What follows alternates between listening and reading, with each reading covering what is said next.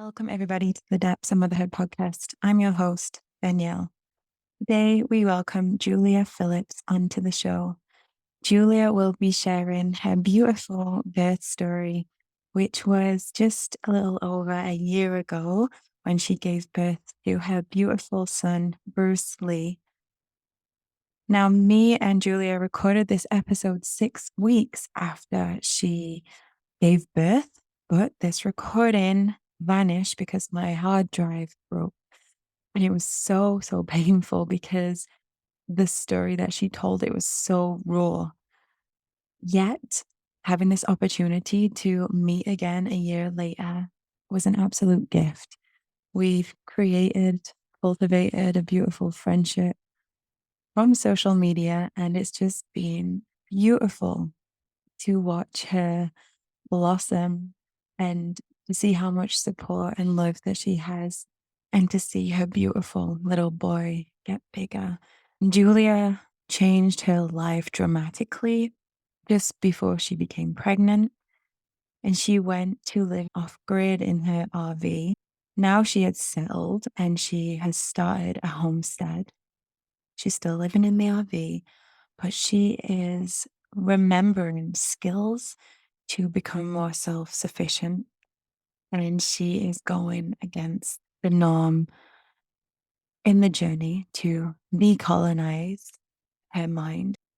So, since we last spoke, Julia decided to set up her own website, and she's sharing all of her insights and her journey to becoming an off grid family.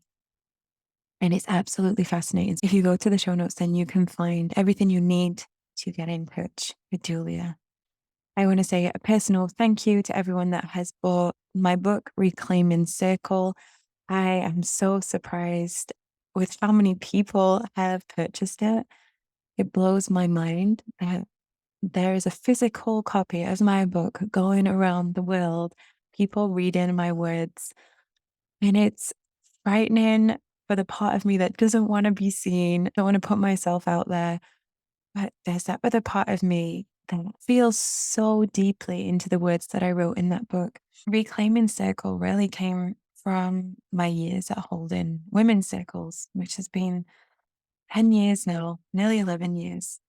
And this book is all about remembering the red thread that runs through us, connecting us as daughters of the earth.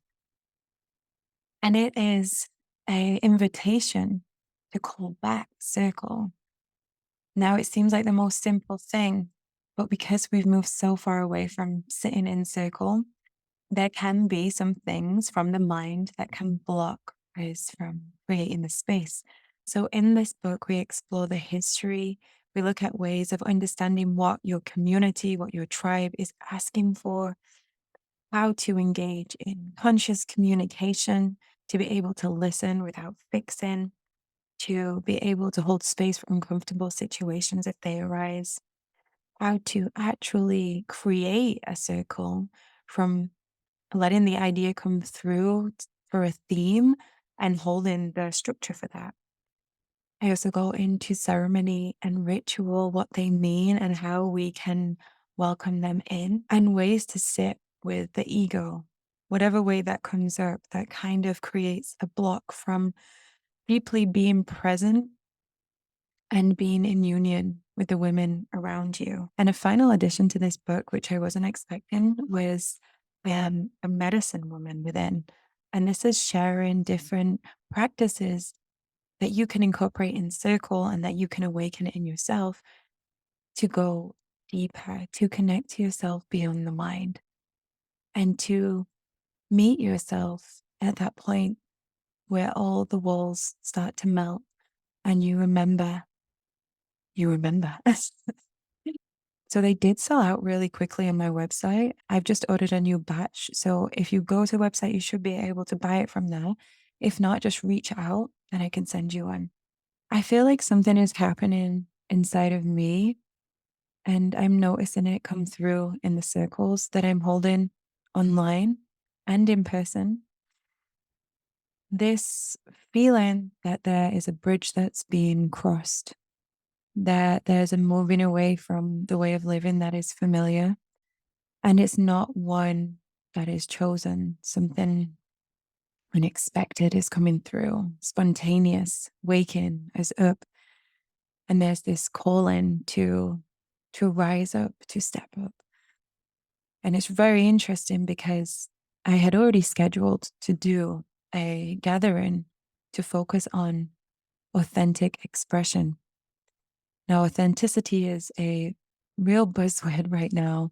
So, really going into what authenticity is helped me to meet myself more deeply because I admit I have used words like truth, belief, authenticity. I've used them because I felt like I knew the deeper root to them. But this is more, I believe, of a practice. Is we can say, be true to yourself, be authentic. This is the best way. This is what humanity needs. But what does that really mean? And I think it is really more than words. It is the practice. How do you show up? So in the workshop, there is a recording. I'll attach the link below for all the members. And we really get into, all right, so what does authenticity mean? What does it not mean? What does it mean if you have emotions coming up that could potentially be harmful if they are played out in the world? Does that mean we ignore them? Does that mean that's not our authentic self? So, in the conversation, we're really exploring how we can hold space for these emotions, for these thoughts, for these sensations to go beyond what is presented in itself to get to the roots. So it's not saying like, oh, go away. I don't want to hear you. You don't fit in line with what I believe of myself or what my values are. It's listening to them with deep love because they have so much wisdom. They have such a gem in them. And then waiting with patience. It's learning to hold that without running or moving away. It's really stepping into this strength and this courage to show up for everything. And I think that is actually the lesson, to stay, to observe. And Brené Brown talks a lot about this, actually. If you've ever gone into some of her work, it's like, have the courage, have the bravery to stay. And that is a skill in itself. So we go to the roots. What are our values? And when we get to our values, whose values are they? Where did they come from? Are they ours? Do we really believe them? Or are they our parents or the societies or your teacher? Get in there and being deeply curious. And then from that place, we have choices that we can make. We can question, well, is this really what I value in a relationship? Is the way that my relationship is unfolding? Is this connected to my beliefs around relationship? Am I showing up in authenticity, which is in line with the values? So basically, authenticity is this connection between your internal values to the way that it is expressed in the world, to what you show to the outside world. Now, in the workshop, we go into, so does that mean if we bring vulnerability into this, that we show all of our cards? And no, I don't believe that it does. I believe that being vulnerable requires a sense of safety. And now there may be an actual sense of safety, but you can't share, you can't let your walls down, or you have something to work with there. And maybe you actually don't feel safe. There is a good reason for you not to share. And so then we can ask, well, what is that? And how can we go deeper into that? How can we potentially work on this situation? So it's very deep and we only just touched the surface. If you do the workshop, please send me some feedback because this is one of the deepest topics that we can ever get into. It's literally what we believe at the core. It's like the essence of who we are. So I'm going to leave it there because it sounds like I'm doing another workshop. But we do have many more coming up. So we're looking at doing 2 to 3 lives every month. They will be recorded and they will go into the Live-In library. And if you click in the show notes, I'm going to leave a link to my app. So in my app, I'll be giving notifications when there's events, when I released a blog, whatever it is, what I think you might find interesting. I'll try not to spam in there because we have a lot coming up next year, especially. This podcast, for example, is having 1 full season dedicated to the tribe of the mother. So there will be bite-sized episodes, which will be recorded on video and placed together in a free resource for members so that the mother can direct her tribe to these episodes with incredible experts and advocates for undisturbed birth and parenting. Thank you so much for listening. Let's take a deep breath and shrug any unnecessary tension from our body. Let us feel ourselves become anchored to the earth, but an openness and a lightness in the chest, so we can find that space along the spine. Arriving here to witness Julia, giving thanks for her journey, her beautiful son, for her insights from this experience. Thank you.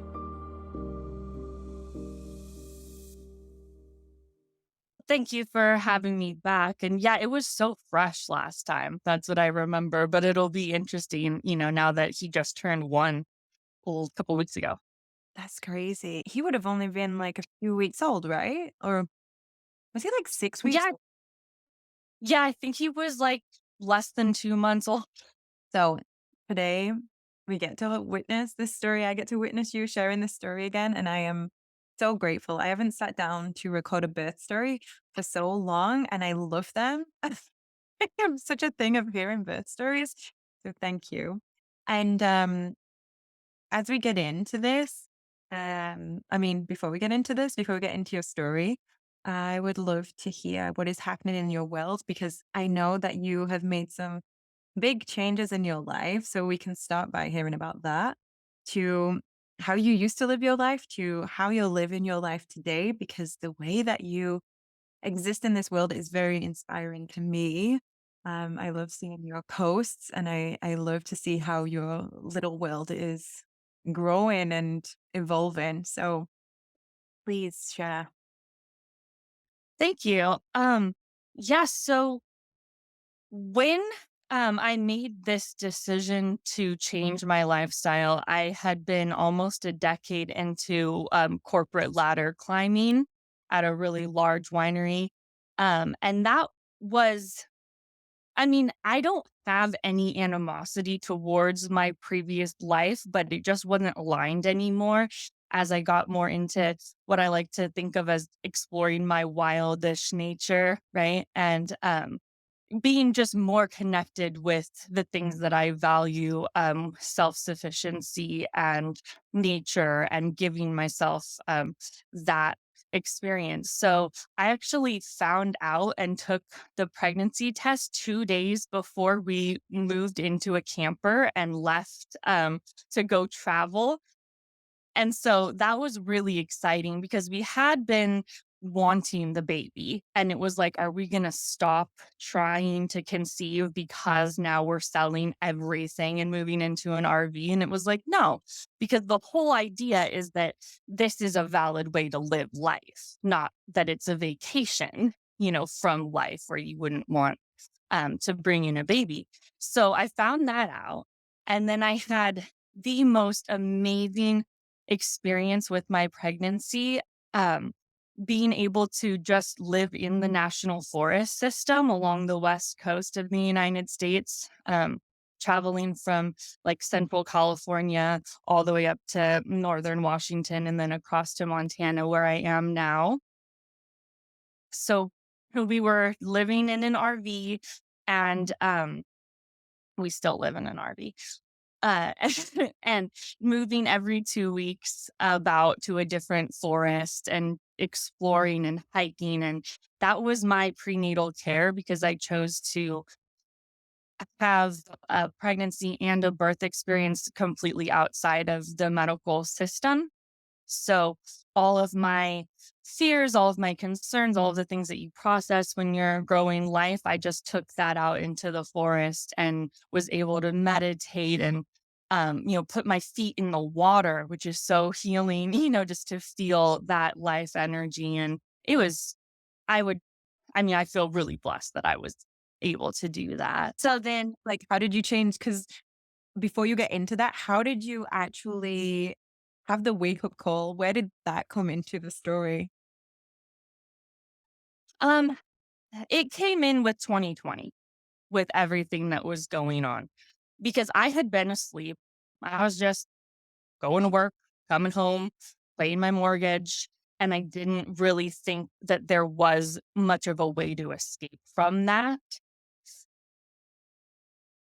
But then when everything was happening and I got sent, to work from home, it was a weird blessing for me. And I know it was hard for so many people. And so sometimes I wrestle with guilt that this was actually really positive in my life, that I was able to be home and actually, for the first time in a decade, ask myself, what do I want? Who am I? What am I doing? Why am I doing this? And when I was sitting in my garden, that was what I wanted to be doing, was growing food and medicine. I started getting into herbalism and I started realizing that, like, with my dirty fingers in the soil, that's what I wanted. And all that I really wanted was more trees around me and more space, between me and my neighbors and that kind of thing. Um, and then another really wonderful piece of good fortune that I had was the housing market just exploding in California. So I was able to, really have resources with which to start doing this. Oh, quite the trip. And podcasts helped too. I did go down like a deep rabbit hole of like rewilding podcasts and free birth podcasts and Once you get started, podcasts it's like you can't unsee what you've seen. It becomes like a knowing when you go down that path. And how is it now? Like how you're living in the RV? Have you settled? Have you put roots down in the space that you're at? yes. So I had originally thought that I was going to be nomadic at least for 3 years, but possibly forever because I was like so on board with it and it was so great. And then when I got into Montana, I was doing this little pregnancy photo shoot, like naked in the forest. And then I sat down to meditate and I got this message from spirit that was, don't leave Montana. And I came back and I told my partner, I said, I just don't want to leave. And he was like, I don't either. I have the same message. And so we were just like, this is where we need to be. But it was September and the RV, we were like, well, what, like, physically, can we do this? Like, it's going to be winter. We're Californians. Like, are we going to survive in Montana? And you're going to have this baby in December. Um, so I was like, you know what? Like, you just don't ignore messages like that, right? So we started talking to people and met a really wonderful friend of ours at the farm stand in the town that we now live in. And she was like, oh, go up this direction towards this mountain. There, like, I really think that that's where you're going to find your place. And we found this perfect piece of land and just really then spent time asking everyone, like, so how do we survive? What do we do? And so many people out here, it's amazing how many people live in campers in the woods year round out here. And in sheds that you can buy from Lowe's or, so many different options of how people make it work. And so then, we did that. And I won't get into all of the details of it, but really, like, straw bale insulation, it's as easy as straw bale insulation and a wood stove. Um, That would so still we, be new. yeah. It's on a beautiful Right. display. I think I remember seeing it like in the Instagram post and I was like celebrating. I was like, she's gonna be so cozy. Well, and thank goodness it's up here too, because now that I have a 1-year-old, I don't know what I would do if it was on the Oh my ground. gosh. Yeah. Attracting 1-year-olds for sure. Mhm. Yeah. So we have a beautiful property, 20 acres, maybe half of it is flat enough to be used and the rest of it just goes straight up this gorgeous mountain and is so wonderful because I can continue this forest relationship that I've been developing right here.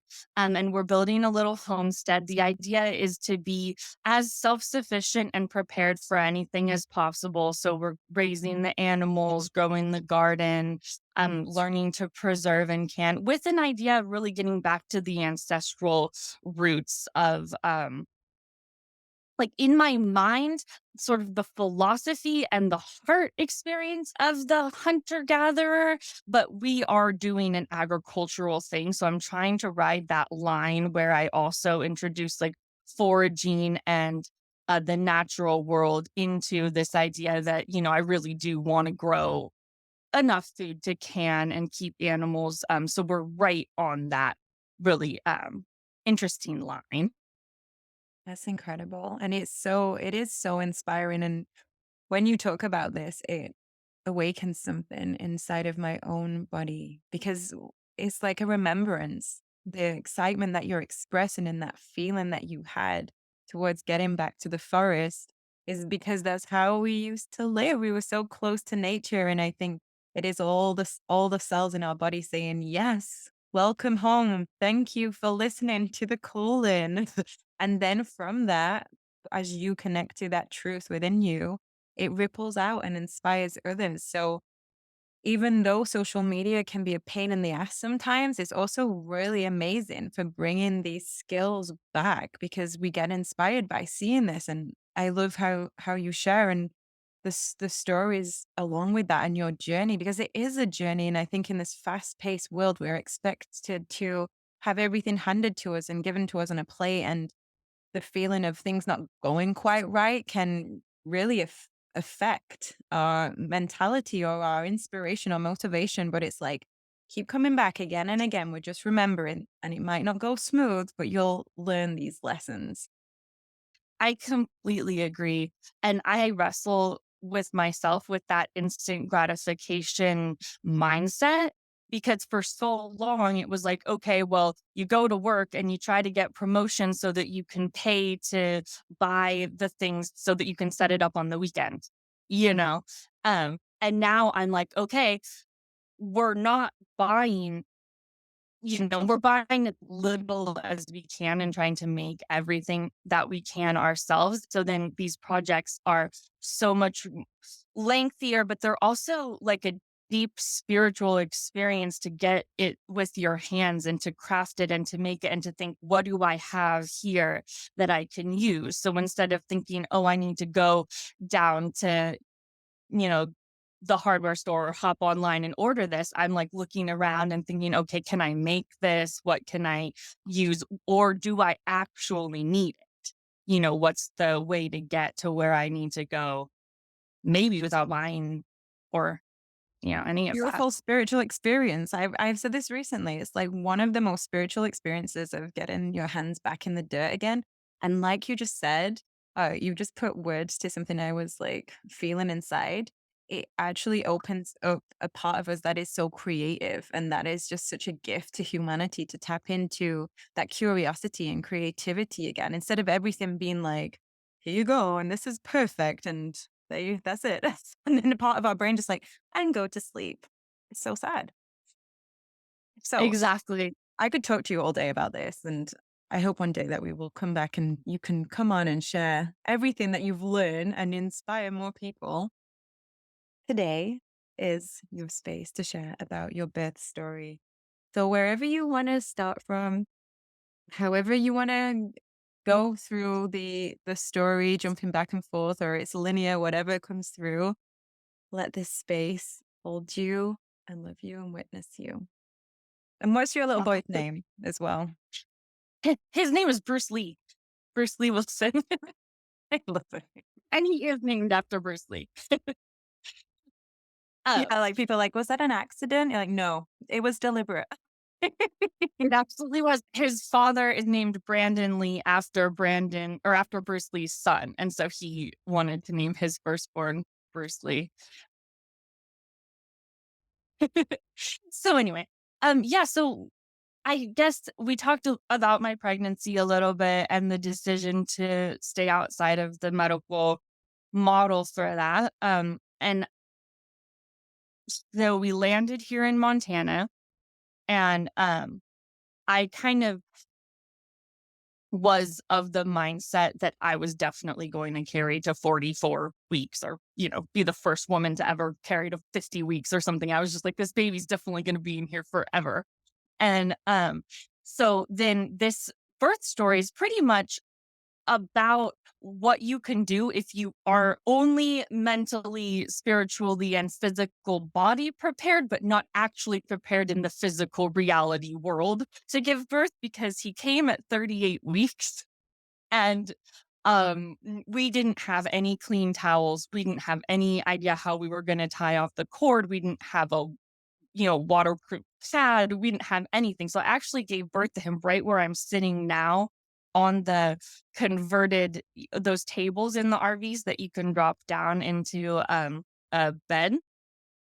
And in my mind, I was imagining, like, because I don't know, and I don't believe all of the media that they show us about what birth is like. So I was just sort of like, but that's in my head. So I was imagining all of this gore, and like that I'm gonna need like all of these things to protect my space. But in any case, so 38 weeks comes by, and I'm taking a walk, and I'm having to stop and like lean over and go like, oh, and like rotate my hips. I'm just like, this baby's heavy. I'm holding my belly up as I walk back into the RV.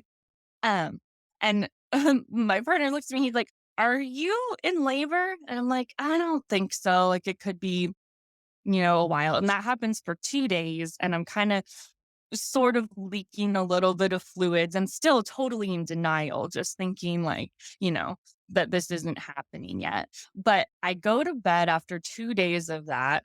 And at about 1:30 in the morning, I just wake up in the most zen, sort of almost like a semi outside of my consciousness feeling, where I just feel like I rose out of bed and started lighting candles and making tea because my body just knew. But in my mind, I wasn't really thinking I'm in labor.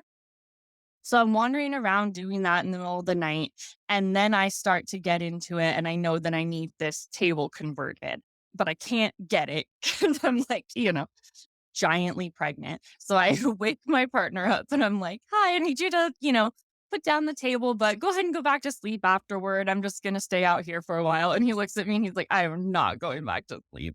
So he starts doing all the things that we hadn't prepared. Like, he gets the propane tank changed out so that we can use the furnace and the stove. And he, fills the water tank, because we didn't even, like, our water tank was on E, because and so he's doing all of that while I'm in early labor, and I'm just floating through it's such a glorious experience, the beginning before it gets really real, like, and then the first real contraction hits, and there's no way to explain it to someone who hasn't felt that power inside of you. Um, and I had told myself, all of the things like surrender and open. And I had all of these beautiful written art that I had made that said, like, my body opens like a flower and all of this stuff. And then I'm like, just like immediately all of that was outside of my ability to actually do. But I'm sure that next time I'm still working on that, because that is what I believe is possible. So I'm going through it, having these contractions, and they're getting more intense. And so I'm just kind of able to move completely freely because I'm at home and I'm not going anywhere. So I don't have anyone timing me or monitoring me or any real information other than the fact that I'm just in my body. And for me, it was really nice because it was easy, except for in certain parts, but overall, it was easy for me to embrace the experience of allowing my consciousness to drift off wherever it went to. Um, and so I'm trying to find different positions. I remember, on my side was definitely not it. And I was like hanging, standing up from this lip of the pop out, and trying to, just find a comfortable position. And eventually, through all of that, I remember ending up laying down on the ground next to the table just because I couldn't make it work in the little bed.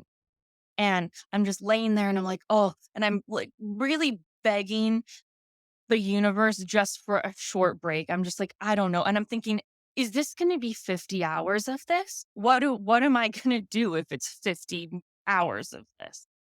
And so I was laying there and I'm just like, "Oh." And then I look up and I see my bed. And I'm like, "Gore, I don't care. I'm going into bed." Going into my bed. So I'm like, "Help me up." And I go over and I go in bed.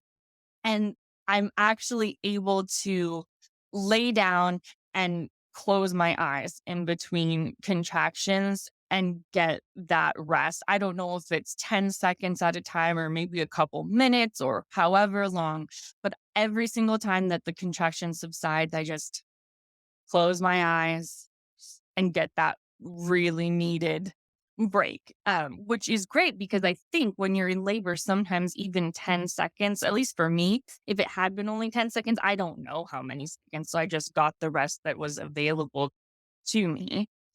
Um, so I did that and I felt my body start taking over with the spontaneous pushing.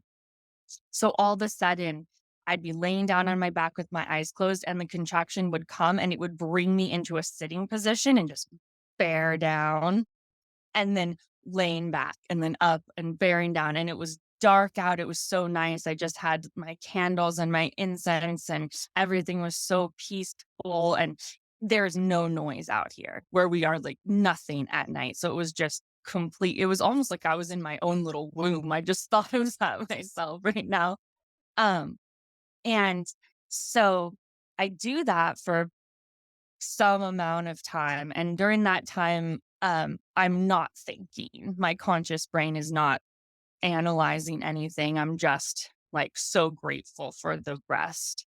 And then at a certain point, I just kind of snapped out of it. And I was like, I need to go to the bathroom.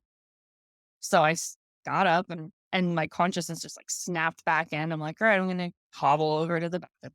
So I go sit on our composting toilet and just lean my head against the wall. And that is when I experienced a certain amount of fear. And actually, like my conscious brain was like, whoa, because I had made this story up in my head that I needed to have felt him moving, because there's some very really cool things that people say that they feel, that the baby rotates and kicks and like that you can feel them moving down the canal. And I didn't feel any. I didn't feel a single thing from him that I was able to register. It's possible that it was happening. Um and so I'm sitting there and I'm like, "Oh, I don't know." And one thing that when I, all of my fears throughout the pregnancy, every time that I was worried about something, it was always what I've now realized is being afraid of being ostracized by everyone if I'm wrong about what I'm doing, but not being able to actually fear a certain thing until I was fearing him not moving. But again, it was a fear of, like, I didn't believe I was going to have a still birth. It wasn't like intuitively I knew that something was wrong. It was my brain saying, if you're wrong about this and you're already so far down this road, if you're wrong about this, everyone is going to turn on you and they are going to blame you. And that is going to, be.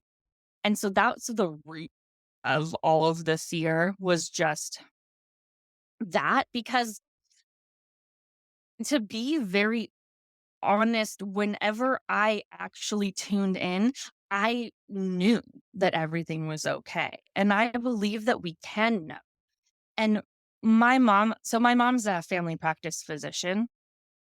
And in talking to her, there's a disconnect in her way of thinking versus mine, where she really believes that you cannot know, that it's going on inside your body, but it's like a mystery, and that the only way to know is to access external data.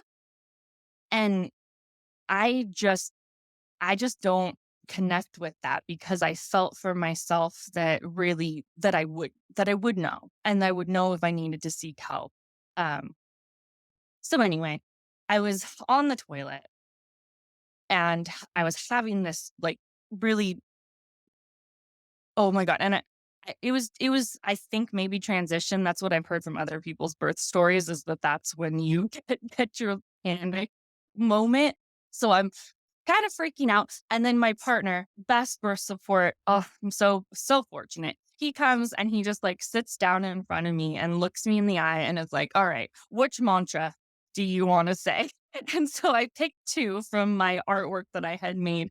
And it was, I trust the process and I release control. And so we just sat there and over again. I trust the process. I trust the process. I release control. I release control. And at a certain point, I don't know how long we did that for, but at a certain point, I looked up over his shoulder and I saw that the sun had come and there's like just gorgeous, like snow covered trees outside the window. And I was just like, oh, that's so pretty. And then I don't even know why, because I never thought that I would do this, but I reached up inside myself and I felt his hat. And that was the most glorious moment, possibly of my life, because I just felt this fresh energy just come into my body of like, this is here. This is now. Like, I'm doing this. And I was so excited. So I got up off the toilet and I waddled back over to my little converted bed, which is right under the window that I was looking at. And then I started to consciously push when the contractions would come because I was jazzed. I'm like, all right, I'm having this baby. I can feel him. He's right there. And I had no concept of how far like still was from the end. Because then I'm doing that and I'm pushing and he's coming down. And I actually think this was a good thing in the long run, but he came down and he stretched the opening and then he would retreat and then come down and stretch it a little more. And in my mind, I'm like, no, baby, don't go back up. You can't go back up. You have to come down. I'm like trying so hard. But I really do think because I didn't have any tearing or anything. And I think that probably the just like few times that it stretched as much as it wanted and then he came back and that part of the story really upsets my mother, by the way. Like, so from a physician's perspective, that coming out and then being retracted back is like an upsetting thing. So if I had been in the hospital system, I don't really It's gonna be mouthing understand. on you. Why? Yeah, I'm a mute yeah, everyone. yeah, sorry about that. I thought it was the connection that would just took the sound out.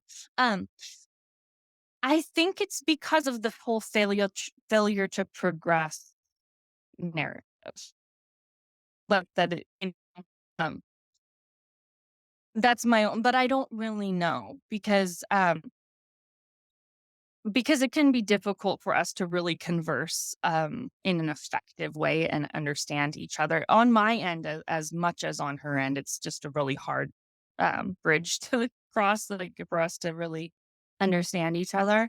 But I do know that that's one of the parts of the story that, from a medical perspective, is maybe not. I know, but from my perspective, it was great. It was perfect. It was exactly what I needed. So I'm there and pushing, and finally his head comes out, and I'm so excited. And my partner's in between my legs because at that point I had requested. He didn't do this until I had requested some information. Like, what do you see? Do you see anything? What's going on?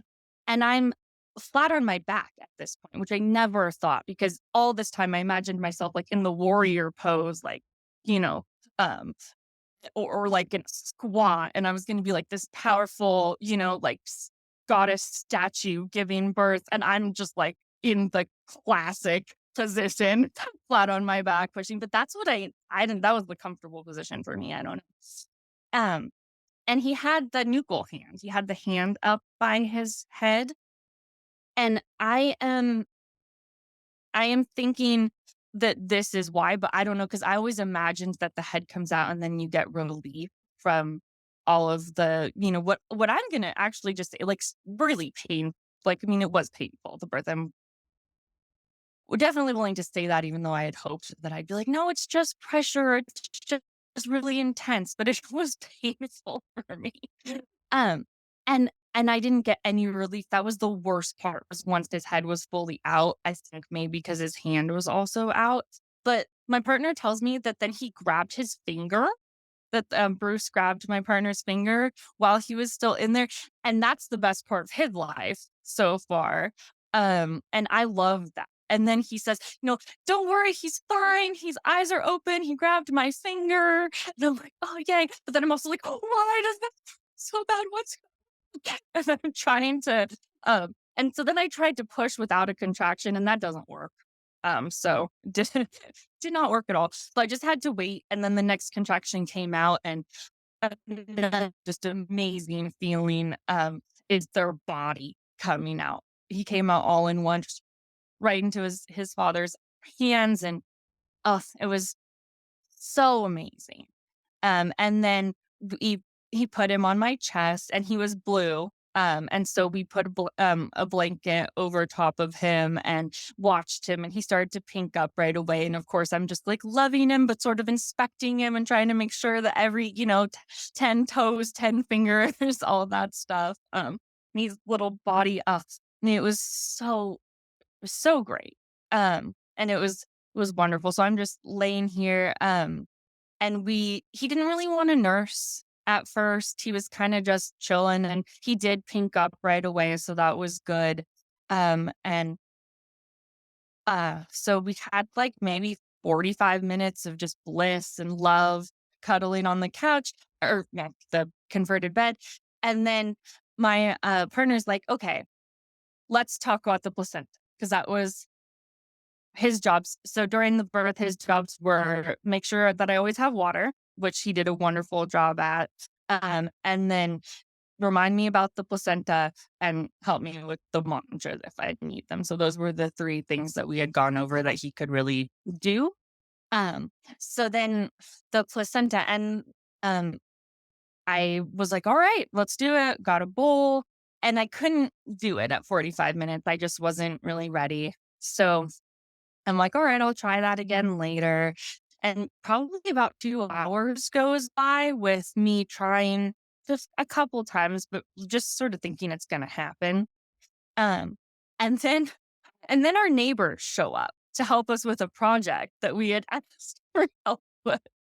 And we had just moved here. So now they're our really good friends. But at that point, I had only seen um, the wife asked, so it's a husband and wife, our neighbors, and um I had only met Taylor one time through a car. Like, we stopped, rolled down the window, like, hi, nice to meet you. And then there they are.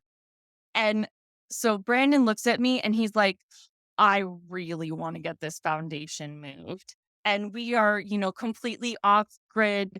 We don't have a lot of like practical ways for me to say, like, I could have said no, but it was like we were just barely starting to set up this life. And all of our important stuff is under this easy up that's like covered in snow and like crunching down and like dying. So I really did want to let him get the foundation move so he could build a shed. So I'm like, okay, all right, go out and do that. And so I'm here with the newborn, and he hasn't nursed yet, and the placenta's still in, and Taylor's sitting in a chair next to the bed, and we're just like, hey, so how's it going? I just had a baby. What's new with you? and, and this is just kind of how Montana is. Like, it's so funny. Like, people, it's actually really nice, and it goes along with the lifestyle that I want, but people still just show up at your house and say, like, hey, what's going on? I was in the neighborhood. And I love that, but it was so anyway, um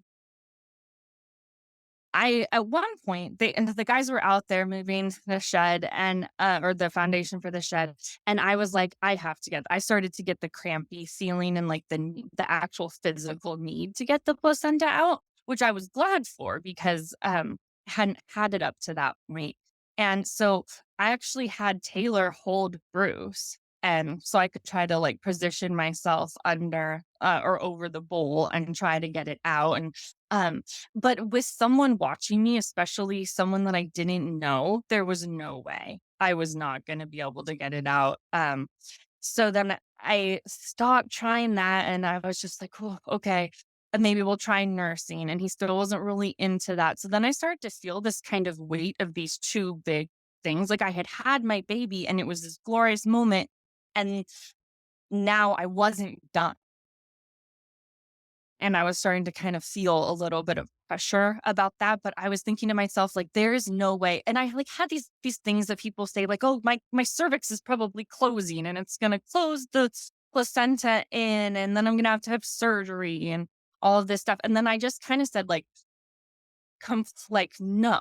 Like, you've gotten this far, you've done all of this. That is not going to happen. You're going to get your placenta out. Just relax. Everything's fine. And I had to talk myself through that and think back to a few things that I've heard experts say, because luckily I was able to get some information about the placenta before giving birth, just as part of the research that I did. And um, to understand that sometimes you do have to work at it a little bit. So I was just telling myself, like, I've heard that sometimes you have to work at it. So when Brandon got back, um, I said to him, I was like, we got to cut the cord so that I can just really focus on this placenta. Because like I don't have any experience with babies. So I was struggling with trying to hold him and get over the bowl and put the traction on the cord and all of that stuff. So we decided to cut the cord, but we didn't have anything prepared for that. I was going to get a cord clamp off of the internet and I didn't do it. So we were like, okay, well, what do we have? Like yarns got dye in it, the yarns that we had. And we were like this is kind of, and then we were just going through over anything that we could use. And Charlie and Taylor, they were like, well, I have a brand new pair of shoelaces back at the house. And we were like, they're probably pretty clean, you know? There's dyes in that too, but at that point we just needed something. So we sent them back and they got their new shoelaces and brought it over and we tied off his cord with a shoelace and cut it. And I was like, so this is why, like, you don't have to actually be prepared. You'll figure it out. Nothing happens without enough time for you to, make something happen. We're using our bath towels and a shoelace. Um, so so we cut the cord and I'm like, okay, going in the bathroom and I'm not coming out until the placenta comes out. So I went into the bathroom and I just for me, the thinking the placenta and the relaxing didn't it didn't have enough for me. Like I had to pull pretty hard on the cord to the point where I would like pull and I would feel it kind of start to move and then I would get a little nervous and I'd let go again and I'd let it like kind of go and then I'd pull again. And then eventually slowly just felt her come down and sit right at the opening. And then I was able to actually, and it's amazing that it's true what people say that you give birth to it because I pushed and I belched this surprisingly large, like amazing looking organ. I mean, they're so cool. I was looking at it like, whoa. You know? Um, and the the placentas appeared to be intact to me. It looked beautiful. It had the tree of life kind of design of the veins on it, and I was so excited about that thing, and I thought I was going to eat it, but then because I had peed in the bowl at one point while I was trying to push it out. And then I was just so excited and I wanted to go nurse my baby. And I was tired at that point. It had been actually 6 hours since the birth when this placenta finally actually came out. And so I just plopped it in the bowl on top of it. And I was like, I'm not gonna eat it. I'm just gonna put it in the bowl and put it in the freezer. And then actually on his first birthday, we just went out and buried it at this place that I found on the land that I'm gonna make my earth altar. And a place to meditate where, like, it's very, it's the most secluded place that I can find that's also accessible from, like, the home site fairly well. So anyway, so we buried the placenta, and that was a beautiful experience to do. Um, so back to when it actually came out. So that was great. The birthing the placenta was amazing. And I think I'm just gonna jump forward right now to when I was in my recovery, I was doing hot compresses to just kind of, and something came out that might have been a giant blood clot, but it also might have been a little tiny bit of like, it looked like, when I saw it, I was like, "Is that a little bit of placenta that came out?" And then I was a little bit worried. I'm like, "Oh, no, is it partially still up there? Blah, blah, blah." And I had to process, like, what am I gonna do about that? And then I came to the conclusion, actually, that, it came out, so I'm fine. It's coming out, doing the right thing. I just continued the warm compresses and never did anything else about it, and I am completely healthy. Everything was fine. But I just think for some people, because it freaked me out to see this big, meaty chunk of something come out after, a couple days. Um, so yeah, so the placenta was then out, and I went back, and, Bruce eventually did nurse. It was after the placenta came out that he really, because I didn't really realize that he hadn't properly latched, but Brandon actually helped me get him kinda lined up, and then when you feel it, you know. And then, like, he was really actually latched on at that point. Um, so once he was fully latched, Brandon went and got us a pizza, and, yeah, I just laid here and ate pizza, and then eventually I took a shower and went to bed, and it was just peaceful and beautiful. Um, How does it trying feel to think telling if the there's story like a I year later?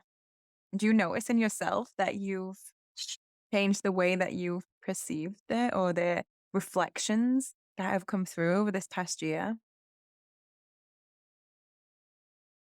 I think so. For me, I feel like I'm seeing it from a bit of a broader perspective, whereas last time every single detail was so fresh that I was really, I think, thinking more and telling more of um the small parts of the journey of the birth, whereas now I'm thinking more about, while I'm telling the story, I'm thinking about my recovery, and I'm thinking about, all of the aspects as a whole. It's actually so beautiful because I remember the story and like I can't put words onto it, but I can definitely feel the difference in the way that you're showing up to share your story now. And both are beautiful in their own way. And it's so interesting because I remember the part where your neighbor came in. And so now to hear that they're friends of yours and like how your relationship has evolved, I just think it's incredible. Mm. I think we were destined to be best friends because, she's the first person that held my baby besides me. Wow, isn't it as well when you were talking about the transition stage as it's called more commonly known as. I did an interview with Rachel Reed and she, who wrote Reclaiming Birth as a Rite of Passage. She has a book, and when I interviewed her, something really came through about that transition stage of waking up and being more conscious of being like, and then the fears can come through. And that's a really important part of the whole journey to kind of sit with and listen to stories around that time because I hadn't. And when it happened to me, I was like, something's wrong. And I didn't know about this point called transition or this where you become more conscious. And she also spoke about the baby moving up and down as a way to protect you from tearing. And I remember I was talking about screaming like really high pitched and then really low. And someone said to me, because I had to go to the hospital, they said, stop doing that. You're not going to be able to get enough oxygen to your baby. But what Rachel said to me was, this is a way of sending the energy up as you scream high, and then your voice will go low as the energy can go down and your baby descends. And it's kind of that movement of the baby up and down the birth canal to protect you and to prepare protect and prepare you from tearing. It's very interesting that she was able to shed some light on why that happens. But also like to say to someone that they're not going to be able to get enough oxygen to their baby, that's chilling. That like is terrifying Isn't it to just? be told something like that. Yeah, it's like, here, listen to what I'm about to tell you so I can put some fear into you and I can have control over your experience. It's mental. Is there anything else that Yeah. needs to come through? Well, I would like to talk about postpartum a little bit. So 40 days of the mother not having obligatory responsibilities outside of the newborn is the way that I think about it. Because what I was learning and what I did for myself was like 40 days of absolutely nothing. Like, I'm not going to wash a dish. I'm not going to cook anything. I'm not going to do anything. And for me, like, I think it's wonderful to plan for that so that you have the space for that. But why I've changed my wording to, no obligatory responsibilities is because I put myself in prison of not allowing myself to do anything. And I was all right. Like after I feel like 2 weeks, I felt like I could do things without any, residual pain or without any like weird feelings or too much. And I'm not saying that then you should go out and do everything you normally would, but I had a wonderful partner who was trying so hard to nourish me with bone broth and help me with it. But I was like, if I have to eat another bowl of bone broth right now, like, oh my God, like, please no. And that was what he could do. And he was providing for me. And it's so nourishing that I'm really, really grateful and really blessed to have that. And, bone broth for 2 out of 3 meals a day for 6 weeks, I mean, you could do a lot worse, but if I had allowed myself to make myself something that I felt like eating, I think I physically would have been okay, and I probably would have been better off rather than laying there like, "Oh my god, he's heating up more bone broth, and I don't know what I'm gonna do." So, so I think that, like, what I really am trying to say and what I wanna say to people is carving out that 40 days is great, but don't make it that that's a responsibility to do nothing and just like at one point I was like, I think my legs are atrophying. Like I could have just let myself, like do think it's fine and it's better that way than having all your responsibilities forced because I know my mom's story with me. She was back at work within a couple weeks and um her recovery was a lot harder. I don't have any negative thing to say really about how it was recovering. The recovery was very nice because I laid in bed, you know, and really just let my body physically heal. But about that time was fine for that birth. But next birth, I'm definitely going to still carve out the same 40 days. I'm just gonna give myself a little bit more leniency. Because I think it was fear. I think I was like, if I don't spend 6 weeks in bed, then I'm gonna have, a prolapse or something like that. And that's just not what my reality was. Um, but I had a nourishing and lovely and wonderful postpartum, and it was great. Uh, I'm And so happy great. to hear that. And I'm also so grateful for you sharing that part of your journey because I think with anything, as we're remembering skills, as we're tuning back into our intuition and we're learning from people, especially online, there's a lot thrown at us of what it should look like, what it must look like. And then there's the other side of that. If I don't do it, then am I doing something wrong? Am I going to damage myself? Like, am I going to hurt the future generations? But then we have to remember, like you just said, if you take the time to slow down and your body is telling you, hey, eat something different or move your body this way or whatever it's telling you, listen to that because there's something in it. Like we are the wisest people for ourselves when it comes to it. And I think if for anyone listening, whether they're the mother or the tribe of the mother, listen to that because that's the greatest gift instead of offering shoulds or musts because then it's just disconnecting the mother from her intuition, from her body, and that I think is in my my heart, if I could bring anything into the world, if I could remind people, is to listen to ourselves, how to learn the language of our body. Because even just listening, sometimes we can hear many things, but there's that feeling, right, that you can't quite put into words. It's like a knowing of something is needed or something isn't needed, like the opposite end of the spectrum. There's just a feeling inside of you, and like hold on to that because it's such a gift to be able to recognize that sensation from the body, or that them words from the body to say, this is what's going to nourish you right now, or this is going to deplete you, away from any book or what anyone's told you. And I think from listening to your story, it's a beautiful reminder that going through these experiences, even if they don't unfold the way that we thought they would or the way that we planned, we get some beautiful messages from that that we take on. And as we share our story, like as I listen to you, you've put words to some thoughts or feelings that I had that I hadn't had words for. So through sharing our stories, we get to know ourselves a little bit better and have more trust for our journey. So thank you so, so much. Truly. I've loved listening to this story again. And it seems it's so familiar, but it's so different at the same time. Well, thank you for allowing me to come back and share. And I completely agree. There is something so powerful about listening to women's stories and birth stories and all of the work that you do, having your guests on. I love what you're doing and it's so valuable. Oh, thank you so much.